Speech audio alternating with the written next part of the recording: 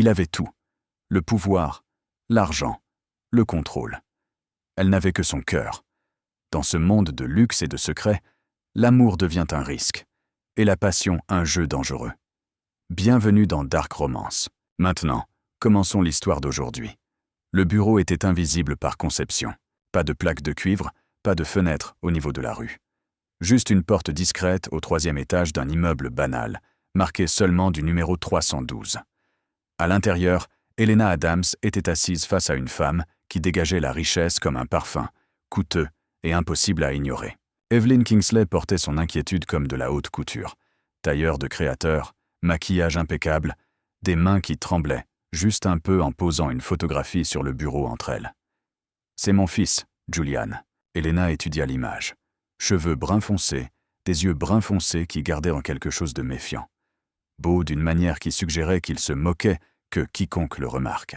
Seul lors de ce qui ressemblait à un événement d'entreprise, entouré de gens, mais totalement à part. « Il a 35 ans, continua Evelyn, la voix étranglée. Et il est seul. Toujours seul. Il travaille 18 heures par jour, 7 jours sur 7. Il n'a ramené personne à la maison pour dîner depuis des années. Il n'a pas souri, vraiment souri, depuis plus longtemps que je ne m'en souvienne. » Helena garda une expression neutre, professionnelle. C'était son travail après tout. Compatibility Connections se spécialisait dans un service dont la plupart des gens ignoraient l'existence. Il ne se contentait pas de mettre des couples en relation. Il créait des liens là où il n'y en avait pas. Une chimie manufacturée, un amour d'ingénierie, ou du moins son apparence. « Madame Kingsley, » dit Helena prudemment, « qu'espérez-vous exactement que je puisse faire ?» Les yeux de la femme plus âgée s'emplirent de larmes qu'elle refusa de laisser tomber. « Je veux que mon fils se souvienne de ce que l'on ressent quand on désire autre chose que le travail. Je veux qu'il ouvre à nouveau son cœur, même si ce n'est qu'une fissure. Je ne vous demande pas de l'épouser, Miss Adams. Je vous demande de lui montrer qu'il peut encore ressentir. » Helena aurait dû dire non, aurait dû expliquer que cette demande particulière franchissait trop de lignes, mais il y avait quelque chose dans le désespoir d'Evelyn qui résonnait dans un endroit qu'Helena s'efforçait de garder verrouillé. Elle savait ce que c'était d'être seule, de construire des murs si hauts que personne ne pouvait les escalader, d'oublier ce que l'on ressentait en laissant quelqu'un entrer. « Parlez-moi de lui, » dit Helena à la place. Le soulagement d'Evelyn était palpable. Elle se pencha en avant, sortant un dossier épais rempli d'informations. « Il est brillant. Il a bâti son entreprise technologique à partir de rien. Il est généreux. Bien qu'il le cache, il fait des dons anonymes à des causes auxquelles il croit.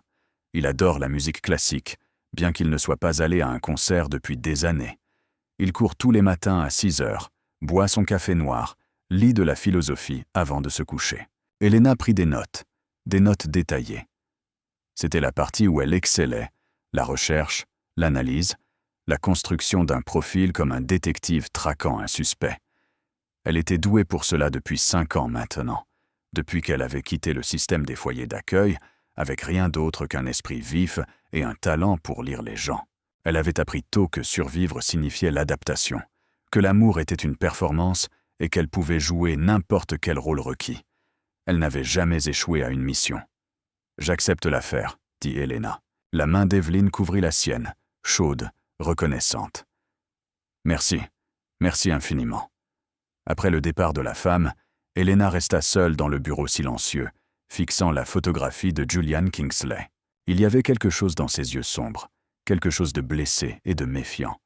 Elle le reconnaissait parce qu'elle le voyait dans son propre miroir chaque matin. Au cours des 2 semaines suivantes, Helena devint une experte de Julian Kingsley. Elle apprit ses routines avec la précision d'un agent de surveillance. Course matinale à Central Park, toujours le même itinéraire. Café à la boutique du coin sur Madison, toujours à 7h15. Déjeuner à son bureau, réunion d'affaires qui finissent tard, retour à la maison vers 10h s'il avait de la chance.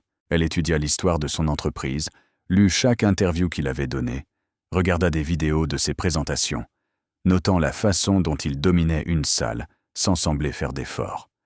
Apprit qu'il valorisait l'intelligence plus que la beauté, le fond plus que le style, l'honnêteté par-dessus tout. Ce dernier point lui noua l'estomac.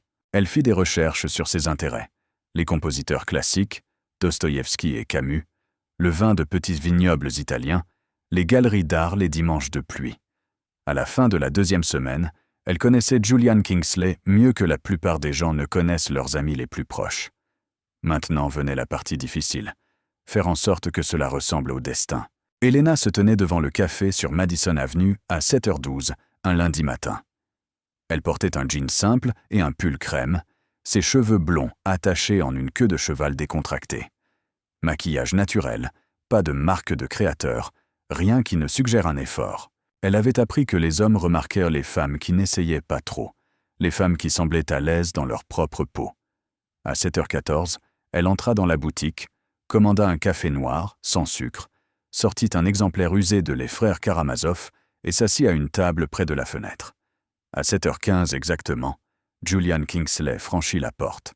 Elena ne leva pas les yeux, ne lui prêta aucune attention, se contentant de tourner une page et de prendre une gorgée de son café, parfaitement absorbée par son livre. Elle sentit, plutôt qu'elle ne le vit, qu'il la remarquait, sentit son regard s'attarder sur le livre entre ses mains, sentit le moment de reconnaissance, aussi bref fut-il. Il commanda son café, partit, ne l'approcha pas. Bien, c'était un jeu de longue haleine, pas un sprint. Elle revint le lendemain matin, à la même heure, à la même table, avec un livre différent. Crime et châtiment cette fois. Julian arriva, commanda. Cette fois, ses yeux s'attardèrent une fraction de seconde de plus sur son livre. Le 3e matin, elle passa à un texte philosophique. Camus, L'étranger. Cette fois, quand Julian reçut son café, il s'arrêta près de sa table. C'est un choix intéressant pour une lecture matinale. Sa voix était plus grave qu'elle ne l'avait prévu, plus chaleureuse. Elena leva les yeux, laissant la surprise traverser son visage, comme si elle n'avait pas orchestré ce moment précis. Je trouve Camus curieusement réconfortant avec le café. L'absurdité de l'existence se marie bien avec la caféine. Un sourire effleura ses lèvres, petit, fugace, mais réel. Je n'y avais jamais pensé de cette façon. La plupart des gens ne le font pas. Elle ferma le livre, marquant sa page avec soin. La plupart des gens le trouvent déprimant. Êtes-vous comme la plupart des gens? Elena croisa ses yeux brun foncé, se laissa sourire. J'essaie de ne pas l'être. Il resta là un moment, son café à la main, comme s'il décidait de quelque chose. Puis il tendit la main. Julian. Elena. Sa main glissa dans la sienne. Chaude. Ferme.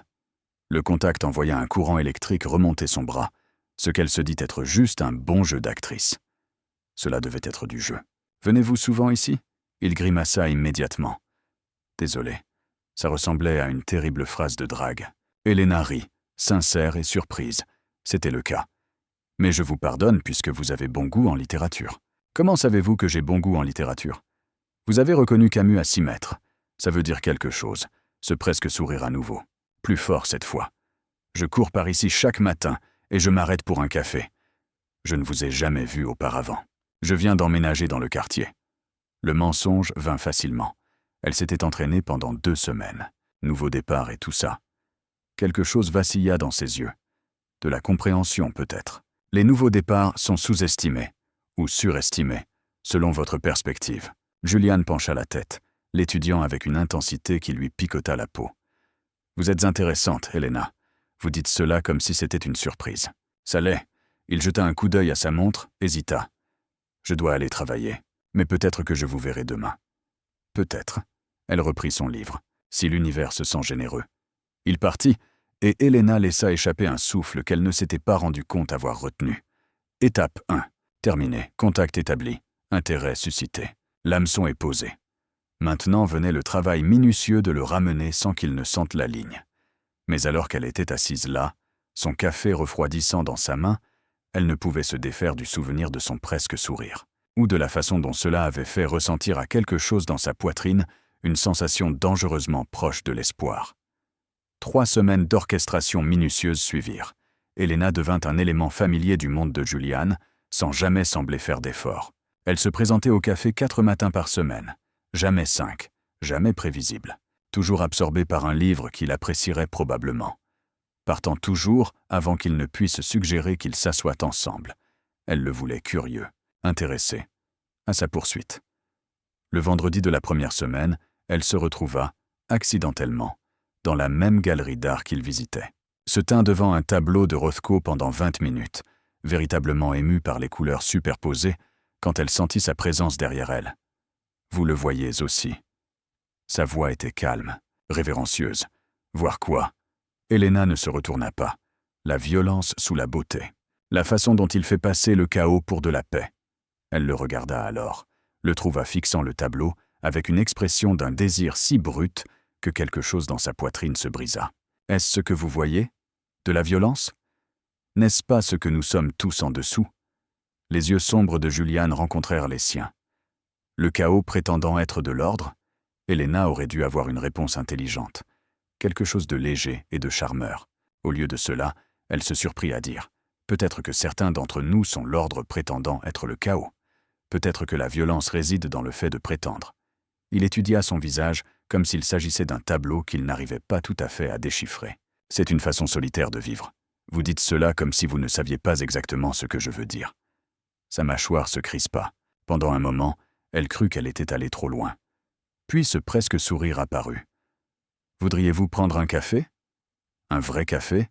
Pas la version de la boutique du coin? » C'était ça, la première véritable invitation, le moment où le fortuit devenait intentionnel. « J'aimerais beaucoup, » dit Elena. Ils allèrent dans un petit café 3 rues plus loin, s'assirent l'un en face de l'autre dans une banquette d'angle. Et pendant 2 heures, Elena joua son rôle parfaitement. Elle copiait son langage corporel, riait de son humour pince sans rire, posait des questions qui lui donnaient le sentiment d'être écoutée, vue, compris.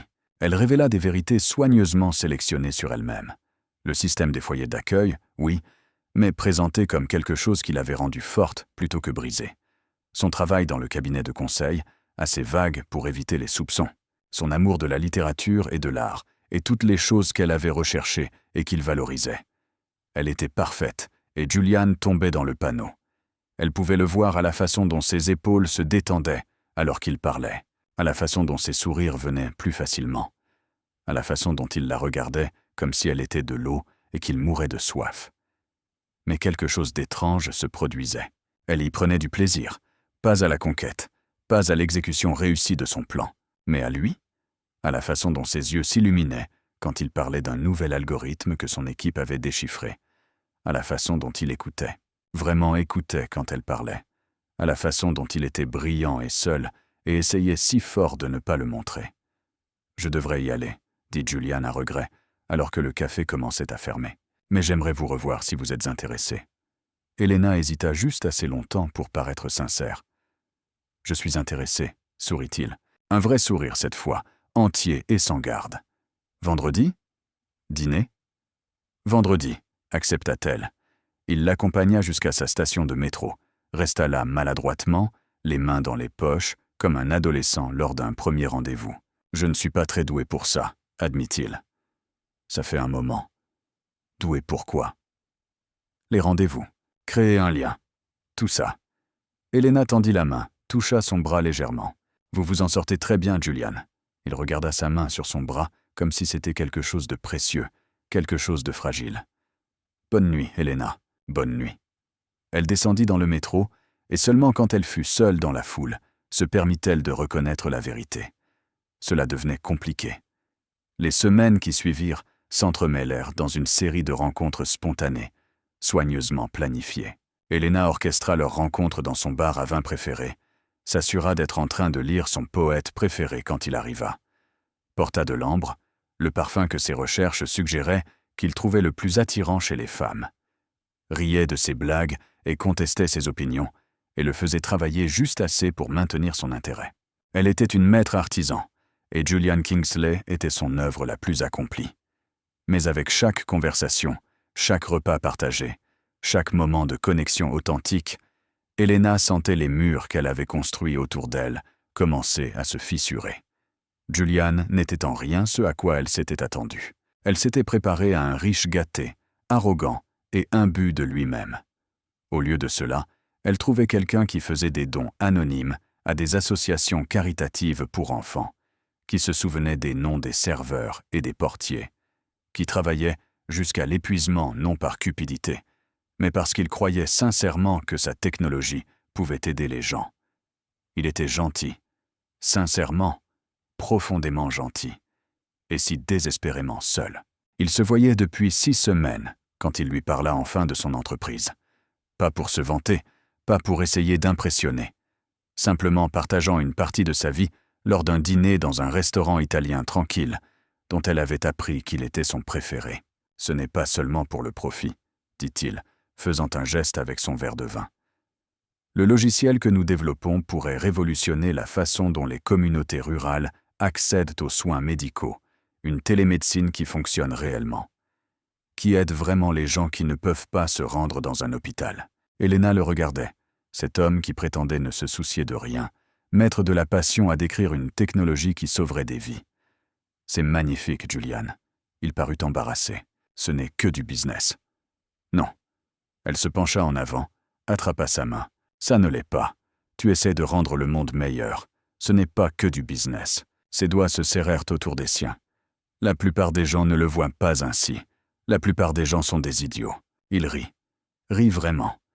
Le son était riche et surpris, et totalement authentique. Tu es quelqu'un de spécial, Elena Adams. Est-ce une bonne chose? C'est la meilleure chose. Son pouce traça des cercles sur le dos de sa main. Je ne me suis pas senti ainsi depuis très longtemps. Son cœur trébucha.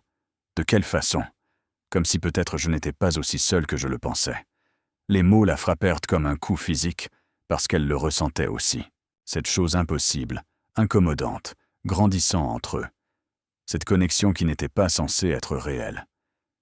Julian, commença-t-elle, mais il se pencha en avant, ses yeux cherchant les siens. Puis-je te dire quelque chose? Quelque chose dont je ne parle pas. Bien sûr. Il resta silencieux un long moment. Quand il parla, sa voix était brute. Il y a 10 ans, j'étais amoureux. Vraiment, véritablement amoureux. Elle s'appelait Sarah. Nous allions nous marier. La poitrine d'Elena se serra. Ce n'était pas dans les recherches. C'était quelque chose de plus profond. Quelque chose de réel. Qu'est-ce qui s'est passé? Demanda-t-elle doucement. Accident de voiture. Les mots sortirent à plat, sans émotion, la seule façon dont il pouvait les dire. Je conduisais. Nous étions en route pour visiter des lieux de réception pour le mariage. Un conducteur ivre a brûlé un feu rouge. J'ai survécu. Pas elle. La main d'Elena couvrit la sienne. Julian, je suis tellement désolé. Je n'ai pas pu la sauver. Sa voix se brisa. Elle était juste là et je n'ai rien pu faire. Et puis elle est partie. Ce n'était pas ta faute, n'est-ce pas? Il retira sa main. Je conduisais. J'aurais dû voir l'autre voiture. J'aurais dû faire quelque chose. J'aurais dû... Arrête. Elena se déplaça de son côté de la banquette, prit son visage entre ses mains. Ce n'était pas ta faute. Le chagrin n'exige pas de coupable, Julian. Il exige juste du temps. Il la fixa, les yeux brillants de larmes contenues. Comment sais-tu cela? Parce que j'ai passé toute ma vie à me blâmer pour des choses que je ne pouvais pas contrôler. Pour avoir été abandonné, pour avoir fini en foyer d'accueil, pour n'avoir jamais été choisi. La vérité se déversa avant qu'elle ne puisse l'arrêter. Mais finalement, j'ai dû accepter que certaines choses sont simplement ce qu'elles sont. Certaines douleurs n'ont pas de but. Elles existent, c'est tout. Les mains de Julian vinrent couvrir les siennes. Tu as été choisie, Elena. Je te choisis. Et alors il l'embrassa. C'était doux, hésitant, d'une tendresse déchirante. Et à cet instant, ses lèvres contre les siennes et sa douleur s'en mêlant à la sienne, Elena sentit quelque chose en elle se briser. Cela ne faisait pas partie du plan. C'était réel. Lorsqu'ils s'écartèrent, Julian posa son front contre le sien. Je n'ai laissé personne entrer depuis Sarah. J'ai essayé quelques fois, mais tout ce que j'ai trouvé, c'était des femmes qui voyaient des signes de dollars au lieu d'une personne. Des femmes qui voulaient ce que j'avais, pas qui j'étais. Ces mots étaient des couteaux, chacun coupant plus profondément. Mais toi, continua-t-il, sa voix n'étant plus qu'un murmure. Tu me vois, le vrai moi. Je ne sais pas comment l'expliquer, mais avec toi, je ne me sens plus seul. Elena ferma les yeux, laissa la culpabilité l'envahir comme de l'eau glacée, parce qu'il avait tort. Elle ne le voyait pas. Elle voyait ce pour quoi elle avait été payée. Elle avait orchestré chaque moment, chaque connexion, chaque sentiment qu'il pensait être spontané.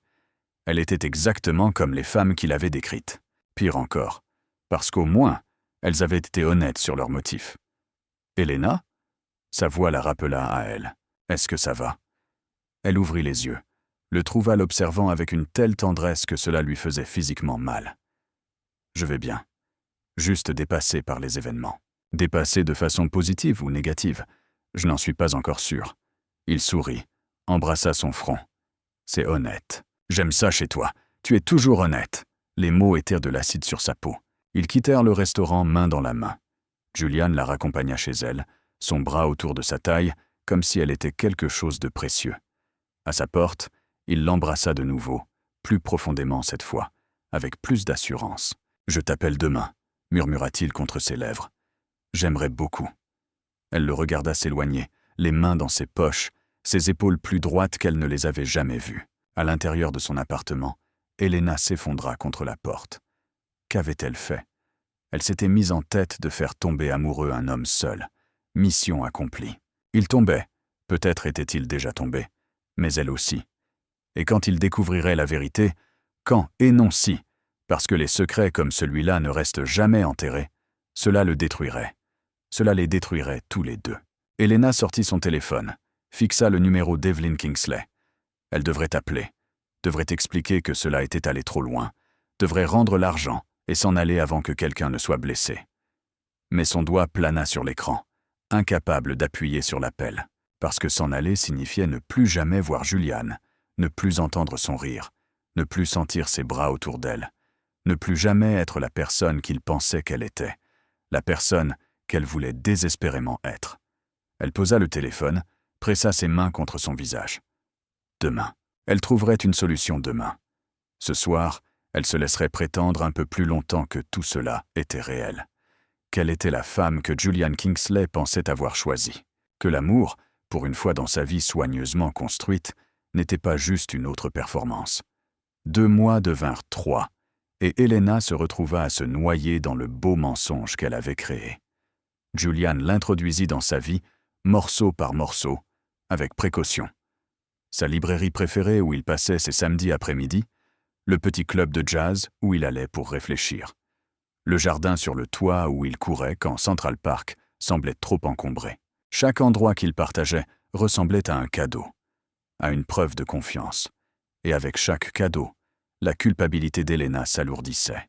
Ils s'installèrent dans un rythme qui semblait dangereusement proche de la réalité. Des textos matinaux qui la faisaient sourire avant d'être totalement réveillée. Des pauses déjeuner volées entre 2 réunions, des dîners qui s'étiraient en soirée, des soirées qui s'étiraient en nuit. Il était prévenant avec elle, respectueux. Ne poussait jamais pour obtenir plus qu'elle n'était prête à donner. Et d'une certaine manière, cela rendait les choses pires, parce qu'il serait plus facile s'il était le milliardaire arrogant auquel elle s'attendait.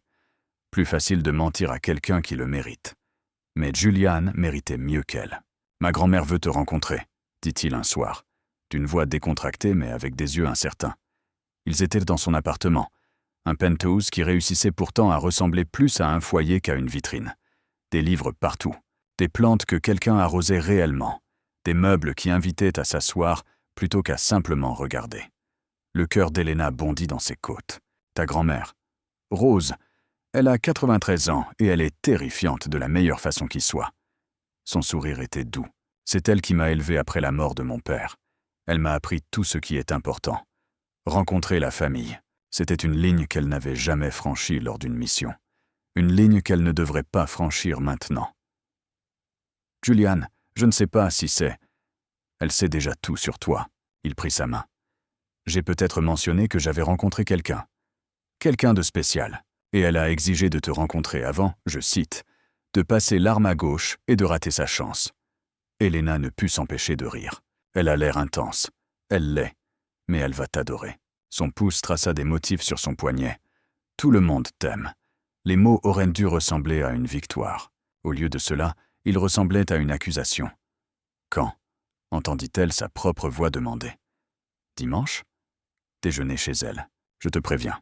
Elle posera des questions inappropriées et jugera ta posture. Ça a l'air délicieux. Ça le sera. Il l'attira plus près. Parce que tu seras là. Dimanche arriva avec le poids de l'inéluctable. Elena s'habilla avec soin. Classique mais pas guindée. Élégante mais sans en faire trop. Elle jouait pour un public d'une seule personne. Et tout ce qu'elle avait appris suggérait que Rose Kingsley voyait clair à travers les faux-semblants comme à travers du verre. Julian passa la chercher à 11 heures, nerveux d'une manière qu'elle ne lui connaissait pas. Il ajusta sa cravate 3 fois dans l'ascenseur. vérifia ses cheveux dans le miroir du hall, chercha sa main comme s'il avait besoin d'une encre. « Elle va t'adorer », dit Elena en serrant ses doigts. « Ou elle verra clair dans tout ça et me dira que je suis un idiot. » L'estomac d'Elena se noua. « Voir clair dans quoi? À quel point je suis totalement fou de toi. » Il s'arrêta, se tourna vers elle. « Elena, je sais que cela ne fait que quelques mois. Je sais que nous devrions probablement aller plus doucement. Mais j'ai besoin que tu le saches. Je suis en train de tomber amoureux de toi. » Les mots restèrent suspendus dans l'air entre eux. Magnifique, dévastateur, vrai. Julian, tu n'as pas besoin de me le dire en retour. Il encadra son visage avec douceur. J'avais juste besoin que tu le saches. Parce que je n'ai pas ressenti cela depuis Sarah.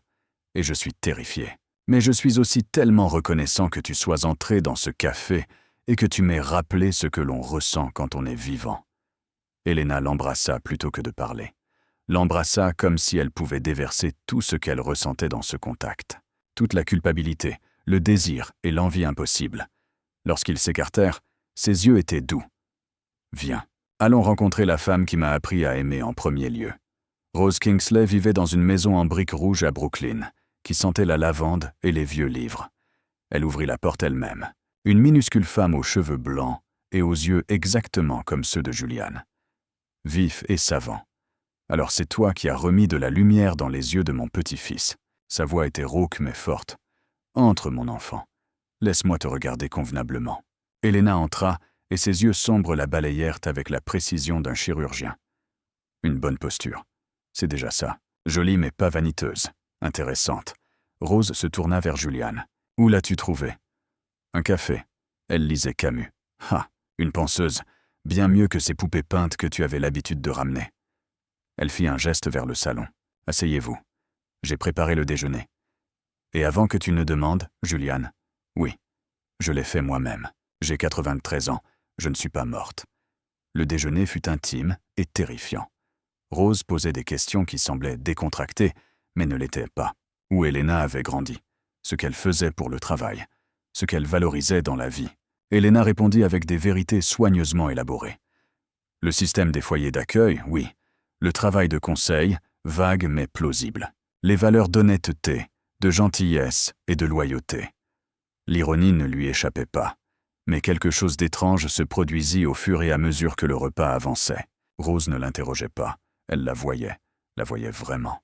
Au-delà de la performance qu'Elena avait perfectionnée. « Tu as été blessée, » dit soudainement Rose en posant sa fourchette. « Quelqu'un t'a appris que l'amour est dangereux. » Le souffle d'Elena se coupa. « Ne le nie pas. Je peux le voir dans tes yeux. Cette méfiance. Ce mur. » Le regard de la vieille femme s'adoucit. « Mais tu es là malgré tout. Cela demande du courage. »« Grand-mère, » commença Julian, mais Rose lui fit signe de se taire. « Chut, je parle à Elena. » Elle se pencha en avant. « Voici ce que je veux que tu saches, mon enfant. Mon petit-fils a le plus grand cœur de tous ceux que j'ai connus. Et il a été brisé durement, d'abord par la mort, puis par la cruauté déguisée en affection. »« Je sais, » murmura Elena. « Est-ce le cas ?» Les yeux de Rose s'enfoncèrent dans les siens. « Parce que la façon dont tu le regardes me dit que oui. La façon dont tu le touches, comme s'il était quelque chose de précieux. La façon dont tu l'écoutes quand il parle, comme si ses mots comptaient. » Elle traversa la table, couvrit la main d'Elena avec la sienne. « Tu l'aimes ?» Ce n'était pas une question. Elena sentit des larmes lui piquer les yeux. « Oui. » « Alors ne gâche pas ça. Ne laisse pas la peur te rendre stupide. » Rose serra sa main. « J'ai vécu 93 ans, et je vais te dire le secret de la vie. L'amour est terrifiant, bordélique, et fait souvent un mal de chien. Mais c'est aussi la seule chose qui donne de la valeur à tout ça. » Après le déjeuner, Julian emmena Elena se promener dans le jardin de Rose, pendant que sa grand-mère faisait sa sieste. L'air de septembre était vif, les feuilles commençaient à peine à tourner. « Elle t'apprécie, » dit Julian en attirant Elena contre son flanc. « Je peux le dire. »« Comment ?» Elle ne t'a pas interrogé sur tes intentions, ni mis en garde contre le fait d'aller trop vite. C'est sa version d'une bénédiction. Elena posa sa tête sur son épaule. Elle est remarquable. Elle l'est. Il resta silencieux un moment. Après la mort de Sarah, Rose est celle qui m'a gardé humain, qui s'est assurée que je ne disparaisse pas complètement dans le travail, qui m'a rappelé que la douleur ne dure pas éternellement. Est-ce qu'elle connaissait Sarah ? Elle l'aimait, ce qui rendait les choses pires d'une certaine manière. La perdre signifiait voir Rose souffrir aussi, voir tous ceux que j'aimais souffrir à cause de ce qui s'était passé. Elena se tourna vers lui. « Julian, tu dois te pardonner. Cet accident n'était pas de ta faute. Comment peux-tu en être si sûr? Parce que je te connais. Tu es l'homme qui travaille 18 heures par jour pour créer une technologie qui aide les gens, qui fait des dons anonymement parce que tu n'as pas besoin de reconnaissance, qui m'a tenu la main pendant une crise de panique la semaine dernière sans jamais demander d'explication. » Sa voix se brisa. « Tu es quelqu'un de bien, Julian, jusqu'au plus profond de toi. Et les gens bien ne méritent pas de porter une culpabilité qui n'est pas la leur. » Il la fixa comme si elle venait de lui remettre quelque chose qu'il cherchait toute sa vie durant. « Comment fais-tu cela? Faire quoi? Me faire croire que je suis meilleur que ce que je pense être. Je te dis juste ce que je vois. » Julian l'attira contre lui, enfouit son visage dans ses cheveux. « Je t'aime, Elena Adams. Je sais que je l'ai déjà dit, mais j'ai besoin de le redire. Je t'aime, complètement, terrifiante, sans réserve. » Elena ferma les yeux, se laissa envahir par la chaleur de ses bras, le battement régulier de son cœur contre sa joue, la justesse impossible de ce moment. « Je t'aime aussi, » murmura-t-elle. Et c'était vrai. Chaque mot. Elle l'aimait, ce qui rendait ce qu'elle avait fait impardonnable. Ce soir-là, seule dans son appartement, Elena prit une décision. Elle devait lui dire la vérité. Pas seulement parce que c'était la bonne chose à faire, même si c'était le cas, mais parce qu'il méritait de savoir de qui il était tombé amoureux, méritait de faire son propre choix avec toutes les cartes en main. Même si ce choix signifiait le perdre pour toujours. Elle irait à son appartement demain. Elle lui dirait tout. L'embauche par Evelyn, les recherches, l'orchestration et la manipulation minutieuse de chaque instant. Elle lui dirait que cela avait commencé comme un travail, mais que c'était devenu quelque chose de réel, qu'elle était tombée amoureuse de lui malgré toutes ses intentions contraires. Et alors elle s'en irait, lui laisserait de l'espace pour digérer, pour décider si quelque chose pouvait être sauvé. Son téléphone sonna. Le nom de Julian s'afficha sur l'écran. « Eh » répondit-elle, la voix épaisse. « Et toi-même? Je sais qu'il est tard, mais je ne pouvais pas dormir sans entendre ta voix. » La poitrine d'Elena lui fit mal. « Julian, Rose a appelé après ton départ. Elle voulait que je sache qu'elle pense que tu es la meilleure chose qui me soit jamais arrivée. » Ses mots exacts étaient « Ne sois pas idiot. Épouse cette fille avant que quelqu'un qui a du bon sens ne te la vole. » Elena rit malgré les larmes qui coulaient maintenant sur son visage. Elle est très directe. Elle l'est, mais elle n'a jamais tort non plus. Il fit une pause. « Elena, je sais que c'est rapide. Je sais que nous en sommes encore au stade de la découverte. Mais j'ai besoin que tu saches, c'est toi qu'il me faut. Je ne sais pas comment j'ai eu cette chance de te trouver dans ce café, mais je ne te laisserai pas partir. Julian, il y a quelque chose que je dois te dire. Demain, quoi que ce soit, dis-le-moi demain. Pour l'instant, je veux juste m'endormir en pensant à la chance que j'ai. » Elena ferma les yeux. « D'accord, demain. Bonne nuit, mon amour. Bonne nuit. » Elle raccrocha et fixa le téléphone dans sa main. Demain, elle lui dirait tout. Demain, elle leur briserait le cœur à tous les deux. Mais ce soir, juste pour ce soir, elle se laisserait croire un peu plus longtemps à ce beau mensonge. Elena se réveilla le mardi matin, avec le poids de la confession pesant sur sa poitrine comme une pierre. Aujourd'hui. Elle lui dirait aujourd'hui. Elle s'habilla d'un jean et d'un pull simple, sans armure, sans performance, juste elle-même, dépouillée de toute sa construction minutieuse. Le trajet en métro jusqu'au penthouse de Julian lui fit l'effet d'un voyage vers son propre lieu d'exécution. Elle avait répété les mots 1000 fois. « Julian, j'ai besoin de te dire quelque chose. Julian, cela a commencé comme autre chose. Julian, j'ai été engagé par ta mère. Aucun ne semblait adéquat. Lorsqu'elle atteignit son immeuble, ses mains tremblaient. Le portier la reconnut désormais, sourit chaleureusement. « Bonjour, Miss Adams. Monsieur Kingsley vous attend ?» Je lui fais une surprise, dit Elena. La vérité et un mensonge dans le même souffle. Il est à la maison. 23e étage. Le trajet en ascenseur dura une éternité, et pourtant aucun temps. Son reflet dans les parois en miroir montrait une femme pâle de peur, les yeux trop brillants, la gorge serrée par les larmes qui ne demandaient qu'à tomber. Elle frappa à la porte de Julian. Une fois, deux fois, pas de réponse. Elena fronça les sourcils. Sa voiture était dans le garage. Le portier avait dit qu'il était là. Elle essaya la poignée. Elle s'ouvrit, pas verrouillée. Inhabituel pour Julian, qui était méticuleux concernant la sécurité. « Julian ?» Sa voix résonna dans le couloir. « C'est moi. » Silence. Elena entra, son cœur commençant à s'emballer. Quelque chose n'allait pas. L'air était trop immobile, trop lourd. Elle traversa le salon, la cuisine. Tout était vide. Puis elle le vit. La porte de son bureau, entr'ouverte, la lumière s'en échappant. « Julian ?» Elle poussa davantage la porte et se figea.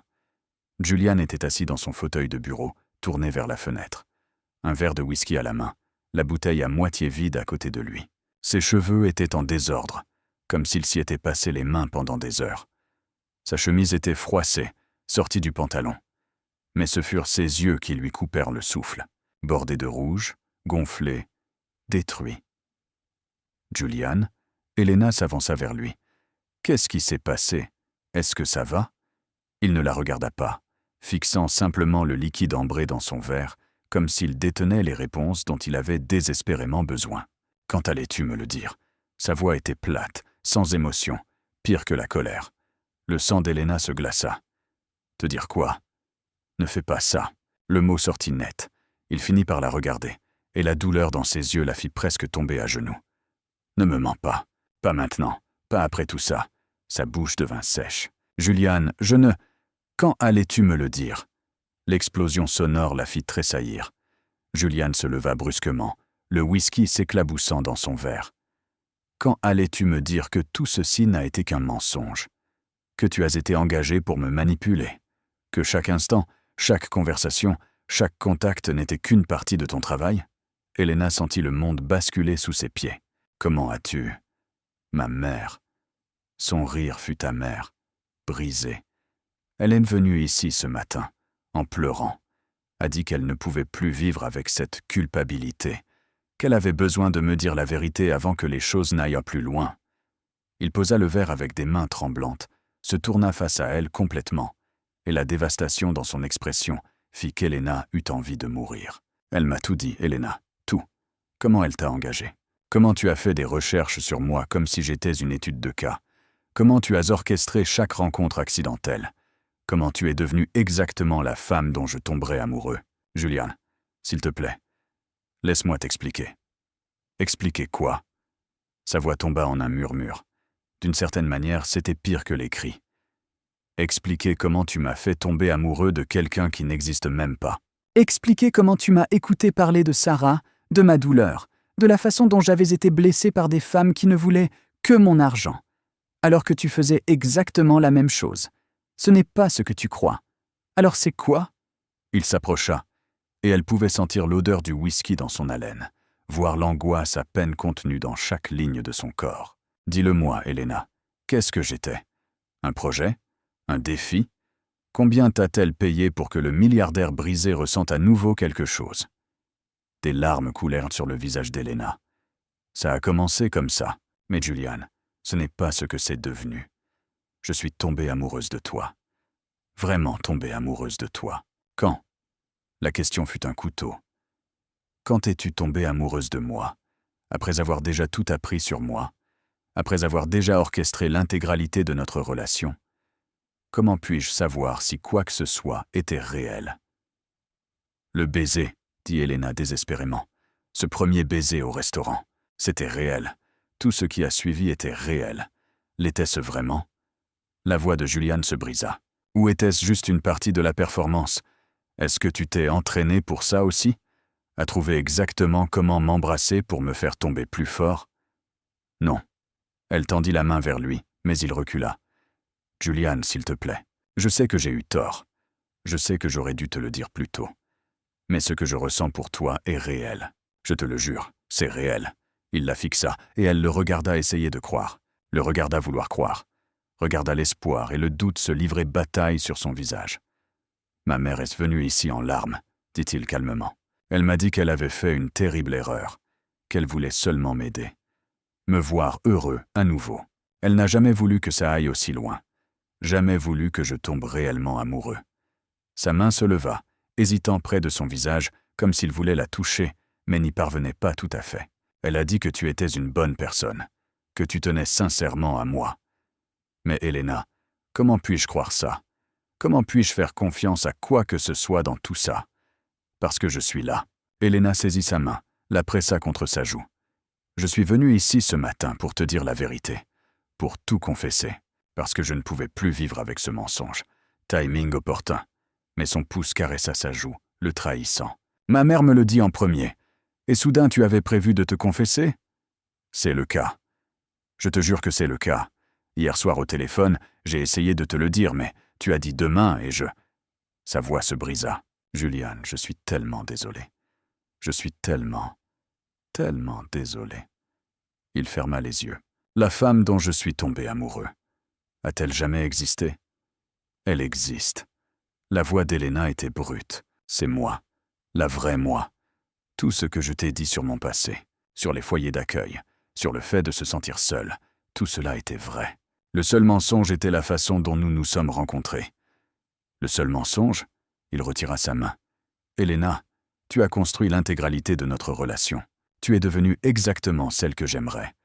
Comment est-ce que ça peut être seulement quoi que ce soit? Parce que la personne que je suis devenue est celle que je suis réellement. Les mots s'arrachèrent d'elle. Tu veux connaître la vérité? Bien. La voici. J'ai passé toute ma vie à jouer des rôles, à être ce que les gens avaient besoin que je sois. Parce que c'est comme ça qu'on survit quand personne ne vous a jamais choisi pour vous-même. Elle pleurait plus fort maintenant, mais elle s'en fichait. Mais avec toi, j'ai arrêté de jouer. J'ai arrêté la performance. Parce que tu m'as vu, la vraie moi. Et tu l'as aimé quand même. Et ça m'a terrifié plus que n'importe quel mensonge que j'ai jamais raconté. La mâchoire de Julian travaillait. Elle pouvait le voir lutter, vouloir la croire, vouloir pardonner. « Je t'aime », chuchota Elena. « Je t'aime tellement que ça fait mal. Et je sais que je ne mérite pas ton pardon. Je sais que j'ai brisé quelque chose de précieux. Mais s'il te plaît, crois que ce que nous avons est réel. » Pendant un moment, juste un moment, elle pensa qu'il pourrait tendre le bras vers elle, qu'il pourrait l'attirer contre lui et lui dire qu'il trouverait une solution. Au lieu de cela, il se détourna. « Sors d'ici. » Sa voix était morte. Vide. « Julian. »« Source, Helena. » Il se déplaça vers la fenêtre, lui tournant le dos. « Je ne peux pas te regarder pour le moment. Je ne peux pas entendre ta voix. Je ne peux pas réfléchir correctement avec toi ici. S'il te plaît, ne fais pas ça. Laisse-moi rester. Laisse-moi t'expliquer. » Il n'y a rien à expliquer. Il finit par la regarder, et la froideur dans ses yeux la fit tituber. « Tu as été engagé pour me faire tomber amoureux. Félicitations. Tu as réussi. Maintenant, pars. » Elena fit un pas vers lui. « Julian, je t'aime. Ne fais pas ça. » Le mot fut un rugissement. « Ne t'avise pas de me dire ça. Sors de mon appartement. Sors de ma vie. Va-t'en, c'est tout. » Elle essaya une dernière fois, avança pour l'enlacer, pour lui faire ressentir ce qu'elle ressentait. Il lui attrapa les poignets, la tint à distance de lui, et quand il parla, sa voix fut calme, finale, dévastatrice. « Pars. Maintenant. Avant que je ne dise quelque chose que nous regretterons tous les deux. » Elena recula en trébuchant. Elle ne pouvait plus respirer, ne pouvait plus réfléchir, pouvait seulement fixer cet homme qu'elle aimait, cet homme qu'elle avait détruit, et le regarder se fermer complètement. « Je suis désolée, » murmura-t-elle une dernière fois. Julian ne répondit pas, se contenta de se retourner vers la fenêtre. Elena sortit de son bureau, de son appartement, entra dans l'ascenseur qui lui fit l'effet d'un cercueil. Elle parvint jusqu'à la rue avant que ses jambes ne lâchent, s'effondra sur un banc et sanglota jusqu'à ne plus pouvoir respirer.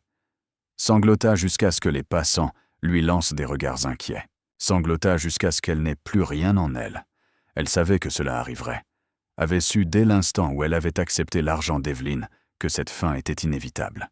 Mais le savoir et le vivre étaient deux choses différentes.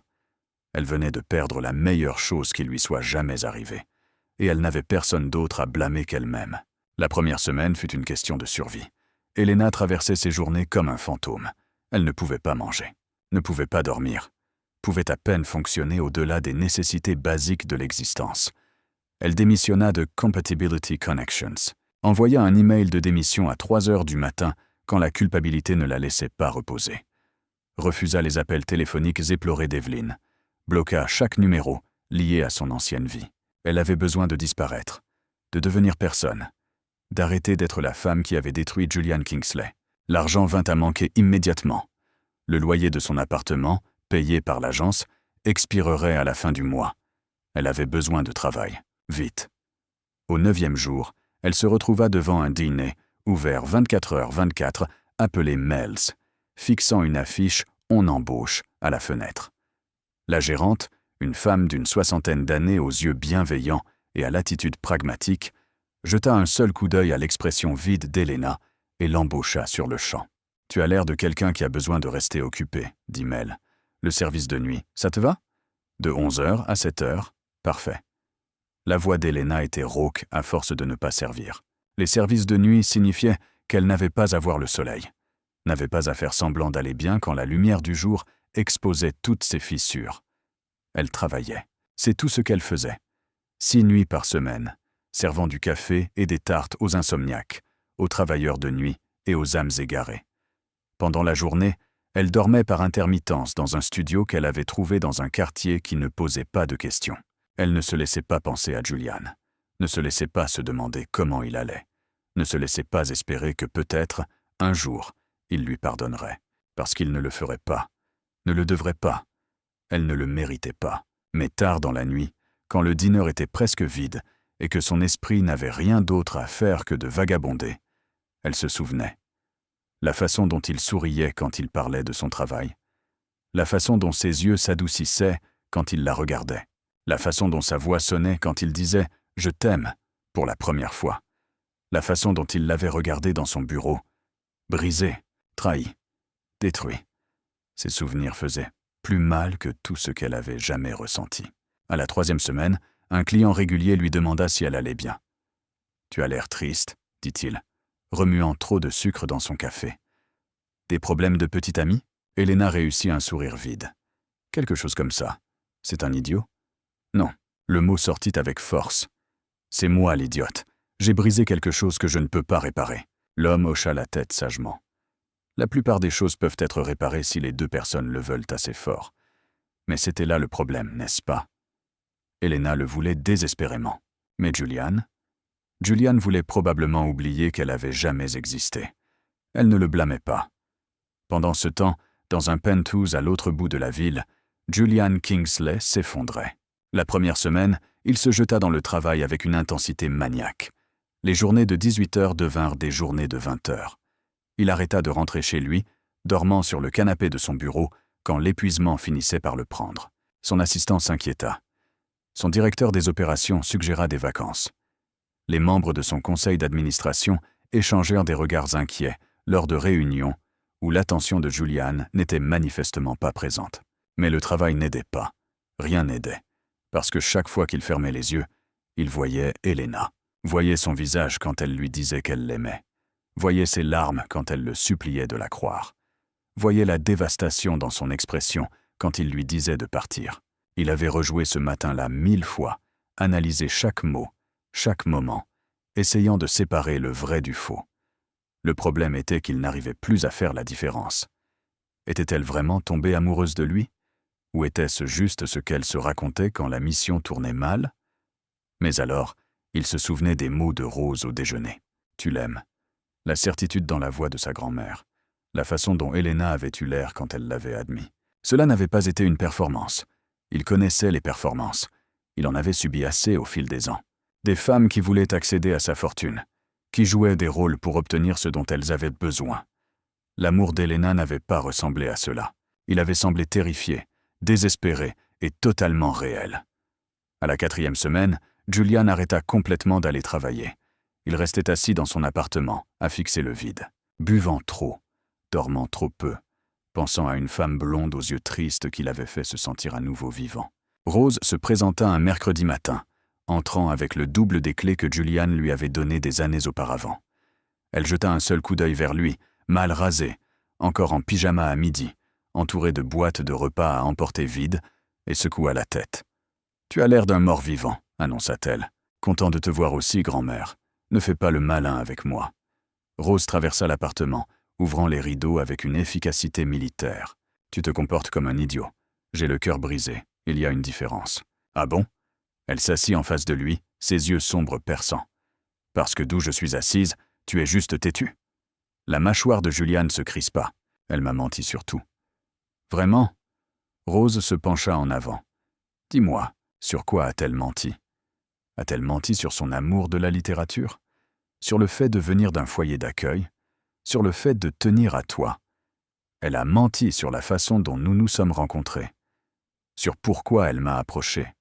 Sur les circonstances. Rose l'interrompit.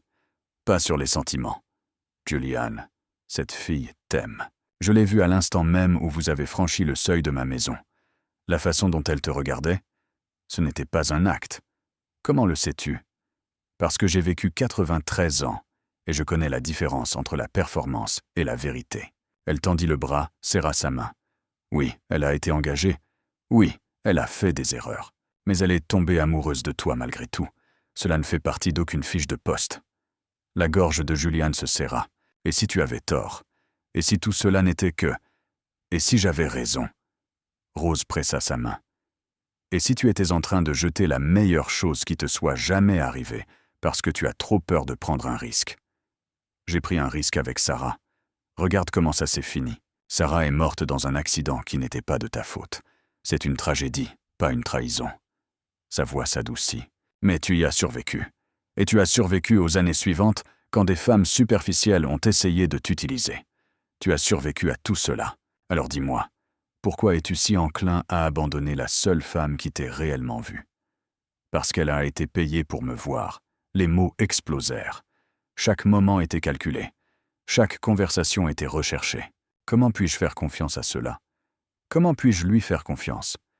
De la même façon qu'elle t'a fait confiance. Les yeux de Rose étaient doux désormais, en faisant un acte de foi, en choisissant de croire que l'amour, le vrai, vaut le risque de souffrir.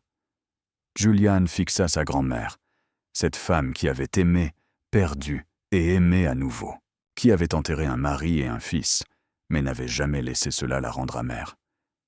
Et si je lui pardonne et qu'elle recommence? Et si elle ne le faisait pas? Rose se leva, se dirigea vers la porte.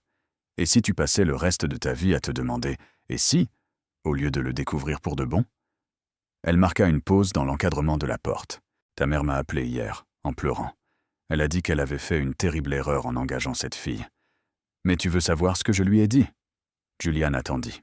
Je lui ai dit qu'elle t'avait fait un cadeau. Parce que laissé à toi-même, tu n'aurais jamais laissé entrer personne.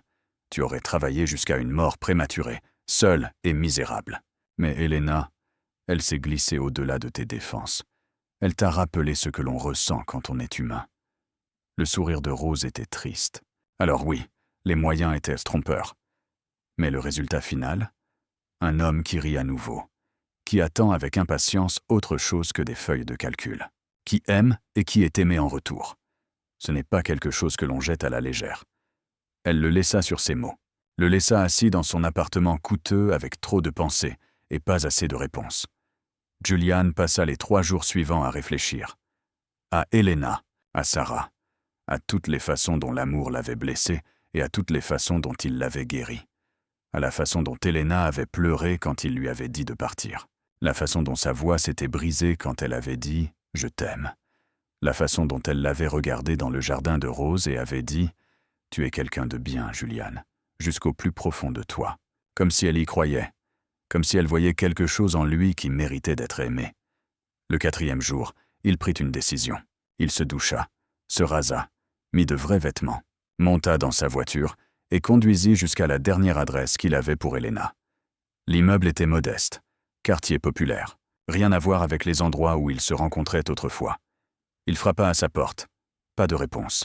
Il frappa à nouveau. Attendit. Toujours rien. Une voisine passa la tête. Elle ne vit plus ici. Elle a déménagé il y a 2 semaines.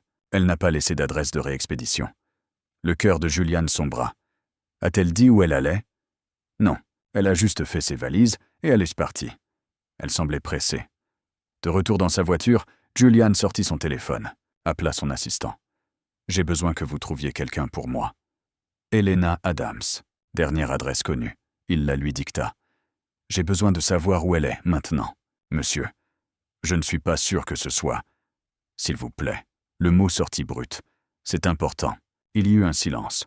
« Je ferai ce que je peux. » Cela prit 3 jours. 3 jours pendant lesquels Julian fit les 100 pas dans son appartement, doutant de sa décision, se demandant si Elena voulait seulement être retrouvée. Puis son téléphone sonna. « Monsieur ?» Je l'ai trouvée.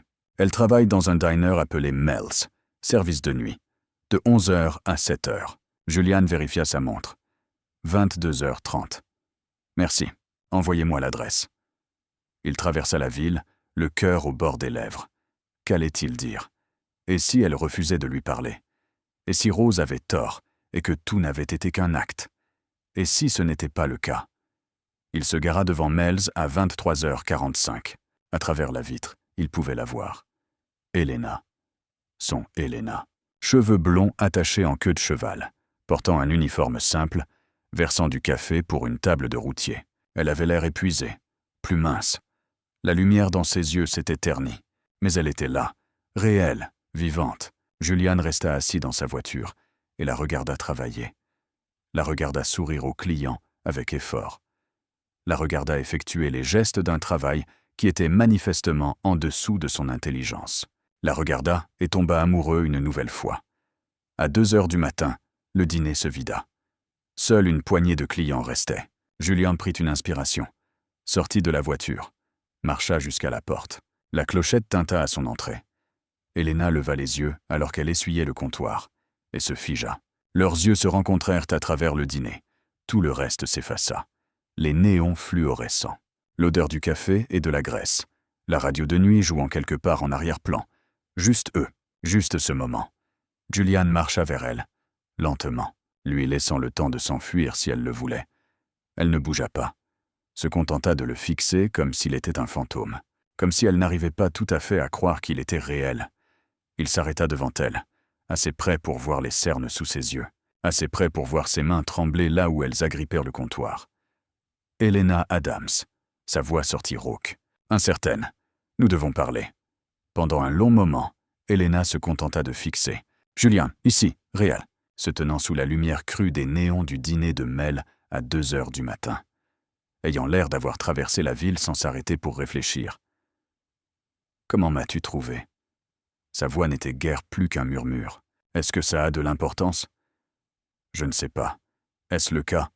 La mâchoire de Julian se crispa. « Pouvons-nous nous asseoir, s'il te plaît ?» Elena jeta un coup d'œil autour du dîner. Les quelques clients restants étaient absorbés dans leur propre monde. Mel était dans la cuisine, ne prêtant probablement pas attention. Et Elena était si fatiguée de fuir, si fatiguée de prétendre qu'elle allait bien. La dernière banquette. Elle désigna le coin, l'endroit le plus privé du lieu. « Donne-moi une minute. » Elle versa 2 cafés avec des mains tremblantes. Noir pour lui, avec trop de sucre pour elle parce que certaines habitudes étaient difficiles à briser. Les apporta à la banquette où Julian était assis. Ses mains étaient jointes sur la table comme s'il ne savait pas quoi en faire d'autre. Elena se glissa sur le siège en face de lui, posa les cafés et attendit. « Tu as l'air fatigué, » dit Julian finalement. « Toi aussi. Je n'ai pas très bien dormi. Moi non plus. » La conversation était guindée, prudente, comme s'ils étaient des étrangers, au lieu de 2 personnes qui s'étaient aimées de tout leur être. Julian entoura sa tasse de café de ses mains, la fixant comme si elle contenait des réponses. « J'ai réfléchi, pendant des semaines, à ce qui s'est passé, à ce que tu as dit, à tout ça. » La poitrine d'Elena se serra. « Julian, Laisse-moi finir. » Ses yeux rencontrèrent les siens. « S'il te plaît. J'ai besoin de dire ceci, ou je ne le ferai jamais. » Elle hocha la tête, joignit ses mains sur ses genoux pour s'empêcher de tendre le bras vers lui. « Ce que tu as fait était mal, » dit-il. Les mots étaient des couteaux, mais son ton était doux. Accepter l'argent de ma mère, faire des recherches sur moi, orchestrer nos rencontres, tout cela. C'était manipulateur et malhonnête. Et cela m'a fait plus de mal que n'importe quoi depuis la mort de Sarah. Elena sentit des larmes lui piquer les yeux, mais les refoula. « Je sais. Mais... » Julian prit une inspiration. « Mais j'ai rejoué tout cela dans ma tête, chaque conversation, chaque moment, et je reviens sans cesse à la même question. » « Quelle question? Quand est-ce que ça a cessé d'être un acte ?» Sa voix était rauque désormais, brute. « Parce que je ne pense pas que c'était un acte, Elena. Pas tout, pas les parties importantes. » Elle le fixa. « Qu'est-ce que tu es en train de dire? Je dis que ma grand-mère est venue me voir, m'a traité d'idiot pour t'avoir laissé partir. A dit que quand nous sommes venus déjeuner, elle pouvait voir à quel point tu m'aimais, que c'était écrit sur ton visage. Julian se pencha en avant. Je dis que j'ai été un lâche, en te repoussant parce que j'avais peur de souffrir à nouveau. Mais tu sais quoi? Je souffre de toute façon. Parce que tu n'es pas dans ma vie. La vision d'Elena se brouilla de larmes. Julian, je suis tellement désolé. Je n'ai jamais voulu. Je sais. Il traversa la table avec sa main, s'arrêtant juste avant de toucher la sienne. Elena, j'ai besoin de te demander quelque chose, et j'ai besoin que tu sois totalement honnête avec moi. Peux-tu faire ça? Oui. Le mot sortit étranglé. Quand tu es venu à mon appartement ce matin-là, quand je t'ai dit de partir, tu as dit que tu étais tombée amoureuse de moi, que c'était réel. Ses yeux cherchèrent les siens. L'était-ce? Ou est-ce ce que tu dis aux gens quand le travail tourne mal? Elena laissa les larmes couler désormais, ne prenant pas la peine de les essuyer. C'était réel. C'est réel. Julian, j'ai menti à tellement de gens dans ma vie, sur qui je suis, ce que je veux, ce que je ressens. Mais ce que je ressens pour toi, c'est la chose la plus honnête que j'ai jamais vécue. Quand? Sa voix était à peine audible. Quand es-tu tombée amoureuse de moi? Le premier vrai baiser. Elle sourit à travers ses larmes.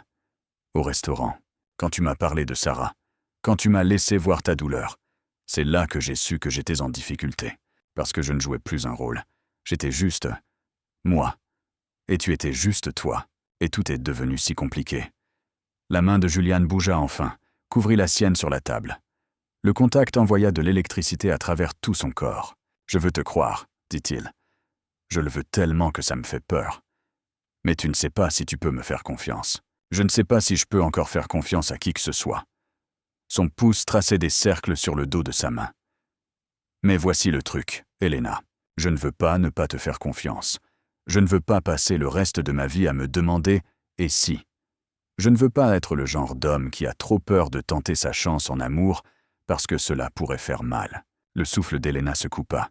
« Qu'est-ce que tu es en train de dire? Je dis que je veux essayer. » Sa prise sur sa main se resserra. « Je veux recommencer à zéro. Pas comme les personnes que nous prétendions être, mais comme ce que nous sommes réellement. Je veux connaître la vraie Elena Adams, la femme qui a grandi en foyer d'accueil et qui a survécu, la femme qui travaille de nuit dans un diner parce qu'elle avait besoin de disparaître, la femme qui est tombée amoureuse de moi malgré toutes ses intentions contraires. Et je veux connaître le vrai toi, murmura Elena. Pas le PDG qui maîtrise tout, mais l'homme qui pleure encore Sarah, qui est terrifié à l'idée d'être blessé, qui travaille trop parce qu'il ne sait pas comment exister autrement. » Julian sourit. Un petit sourire, hésitant, mais réel. « Nous sommes un beau désastre, n'est-ce pas? Le plus grand des désastres. » Elle l'embrassa doucement. Le genre qui pourrait bien avoir du sens ensemble. Ils restèrent chez Mel pendant 3 heures, se disant des vérités, partageant des cicatrices, apprenant l'un sur l'autre sans script ni performance. Elena lui parla des foyers d'accueil qui n'avaient pas fonctionné. Du moment où elle était sortie du système sans rien, du fait de s'être appris elle-même à lire les gens parce que c'était la seule compétence qu'elle avait. Julian lui parla de la pression d'être fils unique, du fait d'avoir bâti son entreprise pour prouver qu'il méritait le privilège qu'il avait reçu à la naissance, des femmes qui avaient essayé de l'utiliser et comment cela l'avait poussé à se fermer complètement. Et quelque part au milieu de toute cette honnêteté, quelque chose bascula. La distance prudente entre eux se dissout. Leurs mains se trouvèrent naturellement. Leurs jambes se pressèrent l'une contre l'autre dans la banquette. Leurs yeux se rencontrèrent et tinrent sans peur. Au moment où ils quittèrent Mel's, le soleil était haut et brillant. La ville était éveillée et s'animait. Et Elena se sentait plus légère qu'elle ne l'avait été depuis des mois. « Et maintenant ?» demanda-t-elle, alors qu'ils se tenèrent sur le trottoir. Julian l'attira contre lui. « Maintenant ? Maintenant, nous prenons les choses un jour après l'autre. Nous continuons d'être honnêtes. Continuons de nous découvrir. Continuons de choisir cela même quand c'est difficile. Qu'en est-il de ton entreprise? De ta vie? De toutes ces choses qui n'incluent pas une arnaqueuse ratée qui travaille de nuit? » Il sourit. « D'abord, tu n'es pas une ratée, quoi que ce soit. Tu es une femme qui a fait des erreurs et qui les a assumées. Cela demande de la force. » Son pouce caressa sa joue. « Ensuite, je me fiche de tout ça. Je tiens à toi, à la vraie toi. Et si cela signifie des petits déjeuners tard le soir et apprendre à exister dans ton monde au lieu du mien, alors c'est ce que je veux. Tu dis ça maintenant. Je le pense. Sa voix était ferme. Elena, j'ai passé 10 ans à construire des murs, à travailler comme un fou, à exister au lieu de vivre. Et puis tu as percuté ma vie et tu m'as rappelé ce que l'on ressent quand on est humain, quand on désire quelque chose au-delà du prochain projet ou de la prochaine affaire. Il embrassa son front. Je ne veux pas retourner à cette vie-là, pas sans toi, même en sachant comment nous avons commencé. Surtout en sachant comment nous avons commencé. Julian sourit. Parce que cela signifie que tu m'as choisi aussi. Peut-être pas au début, peut-être pas de la façon dont tu étais censé le faire. Mais tu m'as choisi quand même, malgré le travail, malgré l'argent, malgré toutes les raisons de ne pas le faire. Elena sentit quelque chose s'ouvrir dans sa poitrine, quelque chose qui était resté verrouillé pendant 25 ans. L'espoir, un espoir réel, terrifiant, magnifique. « Je t'aime », murmura-t-elle. « Le vrai toi, le toi brisé, brillant, trop bon pour ce monde. Je t'aime aussi », il l'attira dans ses bras. La toi adaptable, forte, celle qui se cherche encore. Ils restèrent là, sur un trottoir bondé, s'accrochant l'un à l'autre comme des ancres dans une tempête. 2 personnes endommagées qui s'étaient retrouvées de la manière la plus compliquée possible. « Alors, quelle est notre histoire ?» demanda Elena. « Quand les gens demanderont comment nous nous sommes rencontrés. » Julian rit. « La vérité, je suppose, que tu as percuté ma vie de façon inattendue. Que nous sommes tombés amoureux malgré des circonstances impossibles. Que nous sommes encore en train de chercher, mais que nous le faisons ensemble. J'aime cette version. Moi aussi. » Au cours des mois suivants, ils reconstruisirent ce qu'ils avaient perdu. Julian introduisit Elena dans son monde lentement. Pas le monde de l'entreprise, cela pouvait attendre. Mais son vrai monde. La librairie où il passait ses samedis après-midi. Le parc tranquille où il courait. Le petit club de jazz où il allait réfléchir. Elena lui montra son monde aussi. Les programmes d'alphabétisation qu'elle avait mentionnés ce premier soir. Le travail bénévole qu'elle faisait avec les enfants en foyer d'accueil. Les cours de dessin qu'elle suivait parce que dessiner l'aidait à garder les pieds sur terre. Ils apprirent les rythmes de l'autre, apprirent comment se disputer sans détruire, apprirent comment s'excuser, apprirent comment pardonner. Et lentement, de façon impossible, ils devinrent eux. Pas la version jouée, pas la romance soigneusement construite, juste 2 personnes se choisissant chaque jour. 6 mois après ce matin chez Mels, Julian ramena Elena à la maison de Rose. Sa grand-mère ouvrit la porte avec un sourire entendu. « Tu as mis le temps pour me la ramener. Nous avions besoin de temps, » dit Julian. Manifestement. Rose attira Elena dans une étreinte inattendue. « Bon retour, mon enfant. Je savais que vous finiriez par comprendre. » Pendant le déjeuner, que Rose n'avait manifestement pas préparé elle-même malgré ses protestations, la vieille femme les régala d'histoires sur son propre mariage. Les disputes, les réconciliations, les moments de doute et les moments de certitude absolue. « L'amour n'est pas une ligne droite, » dit-elle, pointant sa fourchette vers eux. « C'est le bazar. C'est compliqué. C'est choisir la même personne encore et encore, même quand elle vous rend absolument chèvre. » « Ce n'est pas très romantique, grand-mère, » dit Julian. « Le romantisme, c'est pour les films. » Rose fit un geste dédaigneux. « Le véritable amour, c'est être là. C'est le pardon. C'est du travail.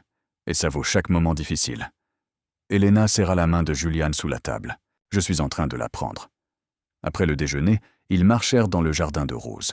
Le même jardin où Julian lui avait dit pour la première fois qu'il l'aimait des mois auparavant. « Je veux te remercier, » dit Elena calmement. « Pourquoi ? Pour m'avoir donné une seconde chance, pour avoir vu au-delà des mensonges la vérité en dessous, pour avoir été assez courageux pour me faire confiance à nouveau. » Julian s'arrêta de marcher, se tourna face à elle. « Elena, tu m'as donné une seconde chance aussi. Une chance de vivre à nouveau, de ressentir à nouveau, d'être plus que juste du travail et du chagrin. » Il plongea la main dans sa poche, en sortit un petit écrin de velours. Le souffle d'Elena se coupa. Son cœur tambourina contre ses côtes si fort qu'elle crut qu'il allait s'échapper. « Je l'ai acheté il y a 3 mois, » dit Julian, sa voix tremblant légèrement. « Juste après ce matin chez Mels, quand nous avons décidé de recommencer, de construire quelque chose de réel. » Il ouvrit l'écrin. À l'intérieur se trouvait une bague qui attrapa la lumière déclinante du soleil et la transforma en quelque chose de magique. Un anneau délicat en or rose avec un diamant unique qui n'était pas ostentatoire ou clinquant, mais parfait, élégant, intemporel. Exactement elle. Je l'ai porté sur moi chaque jour depuis, continua-t-il, ses yeux sombres ne quittant jamais les siens, attendant le bon moment, attendant d'être sûr que nous avions construit quelque chose d'assez fort pour durer. La vision d'Helena se brouilla de larmes. « Julian, laisse-moi dire ceci, s'il te plaît. » Son pouce caressa ses articulations. « Ces 6 derniers mois ont été les mois les plus honnêtes, les plus réels, les plus beaux de ma vie. Tu m'as montré qui tu es vraiment. La femme qui est bénévole pour les enfants en foyer parce qu'elle connaît leur douleur. La femme qui prend des cours d'art parce que créer quelque chose la fait se sentir entière. La femme qui travaille plus dur que n'importe qui et qui ne se plaint jamais. » Il prit une inspiration tremblante. « Tu m'as vu au plus bas, brisé, en colère, terrifié. Et tu n'as pas fui. Tu es resté. Tu t'es battu pour nous quand je voulais abandonner. Tu m'as choisi chaque jour, même quand je ne le méritais pas. » Julian posa un genou à terre. Juste là, dans le jardin de sa grand-mère, entouré de roses et de souvenirs et de la lumière dorée du coucher de soleil. La main d'Helena vola à sa bouche. De nouvelles larmes coulèrent sur ses joues. « Helena Adams, dit-il, sa voix craquant sous l'émotion. Tu as percuté ma vie de la façon la plus compliquée, la plus désordonnée et la plus belle qui soit. Et je ne veux pas passer un seul jour de plus sans toi. Je veux les disputes et les réconciliations. Je veux les matins ordinaires et les moments extraordinaires. Je veux construire une vie avec toi, une vraie, une honnête. » Il souleva la bague de l'écrin. « Veux-tu m'épouser? Veux-tu me choisir? Pas parce que quelqu'un t'a engagé pour le faire, mais parce que tu le veux? Veux-tu me laisser passer le reste de ma vie à te prouver que tu as fait le bon choix? » Pendant un moment, Helena ne put parler, ne put respirer, pouvait seulement fixer cet homme qui avait vu chaque partie d'elle, même les morceaux brisés, et l'avait aimée malgré tout. Oui, le mot sortit comme un sanglot. Oui, Julian. Oui, il glissa la bague à son doigt, main gauche cette fois, 4e doigt, là où elle devait être. Puis il se leva et l'attira dans ses bras, la soulevant du sol alors qu'il l'embrassait. Un baiser profond, passionné, plein de promesses et d'espoir, et de tout ce pourquoi ils s'étaient tant battus. Quand ils se séparèrent enfin, riant tous deux à travers leurs larmes, Helena leva sa main pour regarder la bague attraper la lumière. « Elle est parfaite, » murmura-t-elle. « Comment savais-tu exactement ce que je voudrais? »« Parce que je te connais. » Julian pressa son front contre le sien. « La vraie toi, pas la version que tu pensais devoir être, mais la femme qui lit de la poésie à minuit et pleure sur de la musique classique et me fait croire aux secondes chances. » Helena prit son visage entre ses mains.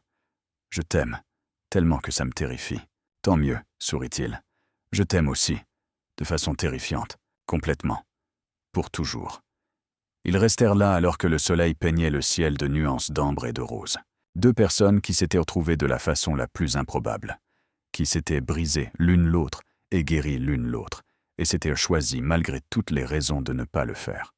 « Alors, » dit Helena, reposant sa tête sur sa poitrine, écoutant le rythme régulier de son cœur. « Je vais être Madame Kingsley, si c'est ce que tu veux. » Ses bras se serrèrent autour d'elle. « Ou tu peux garder ton nom, ou nous pouvons avoir un nom composé. Je me fiche de comment on t'appelle, tant que tu es mienne. Nôtre, corrigea-t-elle, tant que nous sommes l'un à l'autre. Encore mieux. » De la fenêtre de la cuisine, Rose Kingsley regardait la scène se dérouler dans son jardin. Elle sourit, essuya une larme de sa joue parcheminée et murmura à personne en particulier. Il était temps, bande de têtus. Leur histoire n'avait pas commencé par l'honnêteté, mais elle continuerait avec elle. Et leur futur serait bâti sur la vérité, sur le choix, sur le genre d'amour qui survit aux erreurs et devient plus fort grâce à elle. Helena regarda la bague à son doigt une fois de plus. Pas un symbole de déception ou de performance, mais le symbole de tout ce qu'ils avaient créé de réel ensemble. « Prête à le dire à ta grand-mère » demanda Julian. « Prête à le dire au monde entier » répondit Helena. Et main dans la main, fiancés et entièrement certains, ils retournèrent vers la maison où la famille attendait, où leur prochain chapitre était sur le point de commencer, où leur belle, compliquée et parfaitement imparfaite histoire d'amour continuerait, un jour honnête à la fois.